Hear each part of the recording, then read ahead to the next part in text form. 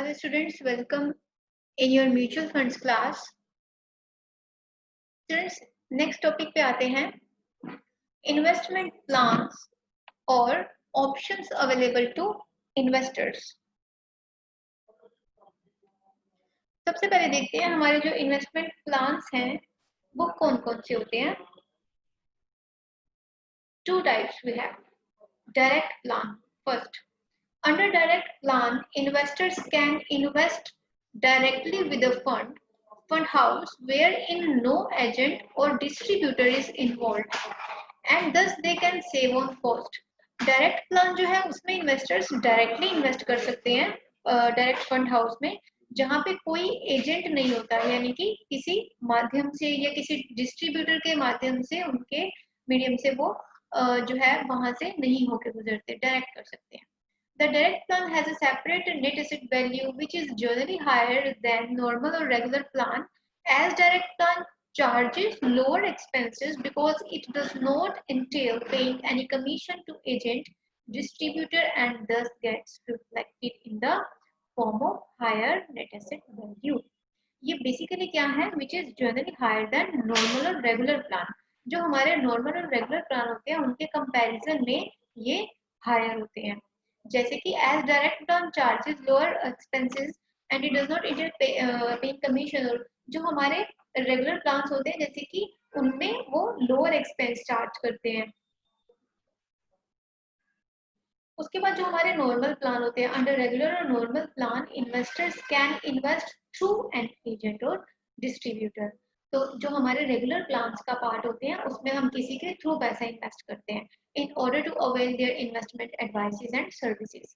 उसमें क्या है, आपको हेडेक लेने की नीड नहीं पड़ती. अगर आप डायरेक्ट इन्वेस्टमेंट में जाते हैं, डायरेक्ट प्लान करते हैं, तो उसमें क्या है कि आपको हर एक चीज की हेडेक लेनी पड़ती है कि सारा स्ट्रक्चर आप समझेंगे, पैसा लगाने से पहले, लगाने के दौरान भी एक एक चीज आपको खुद पता होगी. लेकिन जब आप किसी के थ्रू काम करवाते हैं, आप एक ट्रस्ट के बेस पे कि एक ट्रस्ट उस पर्सन के ऊपर रख के कि आपने सिर्फ पैसा लगाना है और उसकी जो सारी इंफॉर्मेशन है उसकी सारी अपडेशन वो हमारा मीडिएटर रखेगा, यानी कि हमारा एजेंट या distributor. The regular plan too has a separate net asset value. जो हमारे नॉर्मल और रेगुलर प्लान होते हैं इनकी भी एक सेपरेट नेट एसेट वैल्यू होती है which is generally lower than direct plans, जो हमारे डायरेक्ट प्लान्स के एज कंपैरिजन में कम होती है. Okay, as former charges higher expenses in order to pay commission to an intermediary involved, because जो हमारे mediators होते हैं उनके लिए if you are hiring a kind of mediators or a person to help you, अब देखिए social service तो कोई भी नहीं करेगा, फ्री में काम नहीं करेंगे, तो आपको कमीशन पे करनी पड़ेगी उसके लिए भी. बिकॉज जहाँ पे आप अपना वर्कलोड कम करने के बारे में सोचते हैं कि आपका कम हो जाए, तो आपके पास इतनी गुंजाइश होती है कि उसको कम करने के लिए अगर मैं कोई पर्सन रख रहा हूँ तो उसको आपको पेड ही करना पड़ता है. इट डिपेंड्स कि आपके पास कितना कैलिबर है, कितना स्टेमिना है उस चीज को मैनेज करने के लिए. अगर आपकी फाइनेंशियल ग्रोथ इतनी नहीं है कि आप किसी को दे के अपना दिमाग का बोझ हल्का करें, तो आप उसे खुद करते हैं. लेकिन आपके पास एक्सेस नहीं है, एक्सेस इन द सेंस कि आपकी अर्निंग इतनी हो रही है कि आपको खुद के अलावा आपके पास इतना एक्स्ट्रास बचता है कि आप एक बंदा हायर कर देते हैं कि यही कर लेगा. वो तब होता है जब आपका फाइनेंस बड़ा होता है, जरूरत से ज्यादा अगर आपके पास है लगाने के लिए कि नहीं मेरा इतना डेली रूटीन का निकलता है, मेरी सेविंग हो रही है, उसके बाद भी एक्स्ट्रास टू एक्स्ट्रास आपके पास बच रहे हैं, तब जाके बंदे जो है वो अपने साथ और बंदे लगाते हैं क्योंकि वो पे कर सकते हैं, सेविंग्स के साथ भी वो पे कर सकते हैं. तो इट्स नॉट मैंडेटरी कि नहीं अगर आपको एक बीच में पर्सन रखना है तो वो इसी की नॉलेज मिलेगी. वो सबसे पहले बात आती है आपकी पॉकेट की. अगर आपकी पॉकेट सही है तो you can manage the things really easy. Every kind of decision in your commercial area, in your trading area, everything is depend on your pocket. तो बेसिकली करना क्या चाहिए अगर हम इन्वेस्टमेंट की भी बात करें, as per the time lapse, as per the time passes, एक इंडिविजुअल को चाहे वो जॉब में है चाहे वो बिजनेस में है, तो आपको एक जगह स्टक नहीं होना होता. अगर आपको अपना काम कम करना है, अब क्योंकि जैसे जैसे टाइम बढ़ता जाता है आपके काम बढ़ते जाते हैं, टेक्नोलॉजीज बढ़ रही है, एवरीथिंग इज ग्रोइंग. टाइम आगे बढ़ रहा है, काम आगे बढ़ रहा है, सब कुछ आगे बढ़ने के लिए ही होता है. तो उसके साथ आप क्या करते हैं, आपका जो पॉकेट है या आपका इनकम सोर्स है, why don't you increase it. तो उसमें अगर आप रुक जाएंगे, बाकी चीजें आगे निकल जाएंगी, तब भी कंपेटेबिलिटी नहीं है to living on this in this world. तो उसमें भी आप सोचते रहे कि how to increase my pocket, how to increase my finance, तो उसमें भी आपको आगे बढ़ना होता है। नेक्स्ट आते हैं इन्वेस्टमेंट ऑप्शन। कितने तरह के हमारे पास इन्वेस्टमेंट ऑप्शंस होते हैं? 3 options we have. First one is growth option. Growth option में dividends are not paid out to the unit holders. Income attributable to the unit holders continues to remain invested in the scheme and is reflected in the net asset value of units under this option. And investors can realize capital appreciation, if any, by way of an increase in net asset value of their units by redeeming them. अब जो investment option में हमारे पास first option है, पहला है जैसे growth option. Under growth option इसमें dividends हैं वो नहीं पे किए जाते to the unit holders. Income attributable to the unit holders continue to remain invested in scheme. जो हमारी इनकम बेसिकली इसमें है income attributable to the unit holders continue to remain invested in the scheme and is reflected in the next. Because इसमें क्या है, वो वहां पे इनकम आपकी सस्टेन रहती है ताकि आप फर्दर फ्यूचर उसको फिर से री इन्वेस्ट कर सके। तो इसमें investors can realise capital appreciation if any by way of increasing net asset value of their assets used by redeeming them.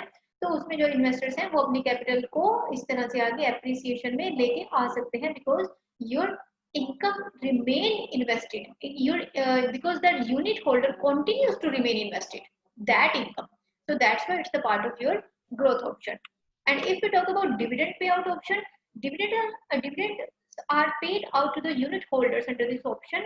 And however the net asset value of units falls to the extent of the dividend paid out and applicable statutory levies. अब इसमें क्या है, आप dividend pay कर रहे हैं, जिन partners ने, जिन unit holders ने उसको लिया हुआ है, you are just paying dividend to them. And dividend reinvestment option, the dividend and that accrues or units under the option is reinvested back to the scheme at X dividend net asset value. तो इसमें क्या करते हैं, आपके पास reinvestment का भी option होता है। And has the investors receive additional units or their investment in your। तो इसमें जो इन्वेस्टर्स हैं वो एडिशनल वैल्यू उन यूनिट्स की रिसीव कर सकते हैं। तो 3 तरह के हैं हमारे पास, growth, dividend pay out and dividend reinvestment option. उसके बाद आते हैं बेनिफिट्स ऑफ म्यूचुअल फंड्स के ऊपर। और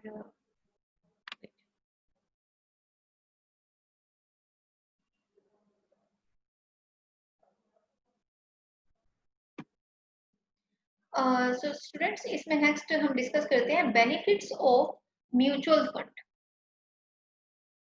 There are two major reasons why most people around the globe are afraid to take investment decisions on their own. One of them is lack of time to study the pros and the cons of the different investment opportunities, and the other being lack of financial know-how. Apart from that, some financial markets have a steep entry barrier which prevents a small ticket investor from participating in the growth of that sector. Investment needs across different category of investors are also not common. While some may settle for safety of capital, others may chase returns. There may be others who would want their capital to grow at steady pace. And while some may want to save for retirement or child's education, the need and objective of investors are truly diverse, and one financial product cannot fulfill all of them. तो इसके benefits क्या हैं? एक बंदे को हर बहुत सारे purpose होते हैं, बहुत सारी उनके ऑब्जेक्टिव्स होते हैं कि उनको म्यूचुअल फंड्स में क्यों इन्वेस्ट करना है। एक चिल्ड्रन की एजुकेशन के लिए या आफ्टर रिटायरमेंट सेविंग्स के लिए, तो एक पैसा जो है आप अपना सेव करके रखते हैं, तो उसमें mutual fund is best option. तो उसमें बेसिकली इट डिपेंड्स कि आपका किस ऑब्जेक्टिव से आप इसमें लगा रहे हैं, क्योंकि हर एक बंदे का जो मोटिव होता है वो अलग अलग होता है। हाँ, हम इसमें की पॉइंट्स पे आते हैं। द की benefits of investing in mutual fund. First is professional management. जो हमने कल डिस्कस किया था advantages of mutual fund, it's somewhere related to that basically. ये हम कल डिस्कस कर भी चुके हैं, हम इसको फिर से कर लेते हैं क्योंकि जो हमारे लास्ट 2 लेक्चर है वो प्रॉपर्ली रिकॉर्ड नहीं हुए हैं। तो स्टूडेंट्स के हमारे पास मैसेज आए थे। Professional management. Mutual funds provide the benefit of professional management as people's money is managed by experienced fund managers, and investors who do not have time, inclination, and know how to manage their investment can look towards mutual funds. as an alternative.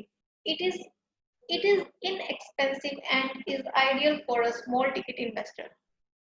तो इसमें बहुत अच्छे से आप professional management कर सकते हैं क्योंकि इसमें जो हमारे मीडिएटर्स हैं दे plan well, they work well. तो प्रोफेशनल होते हैं, वो भी एक्सपीरियंस होल्डर होते हैं, वो अच्छे से मैनेज कर लेते हैं। Economies of scale, the way mutual funds are structured gives it a natural advantage. The pooled money from a number of investors ensures the mutual funds enjoy economies of scale, and it is cheaper compared to investing directly in the capital market. तो direct आपको capital market में invest ना करने के बजाय आप mutual fund में invest कर सकते हैं। तो इसमें जो स्मॉल स्केल इन्वेस्टर हैं they can invest and as per that invest amount they can get the returns. Diversification और लिक्विडिटी, फ्लेक्सिबिलिटी, ये हमारे जो पॉइंट्स हैं ये सारे के सारे कल हमने एडवांटेजेस ऑफ म्यूचुअल फंड्स में डिस्कस किए हुए हैं। Well regulated, transparency, everything was discussed in the last lecture. तो उसमें वॉइस क्लियर नहीं था because it's in a simple English language. So I'm going to give you this PDF in your Google Classroom. So check it out from that. So in the afternoon today, I'll post it. Yes, it's liquidity, diversification, flexibility, convenience, transparency, and well-regulated. ये points we have already discussed.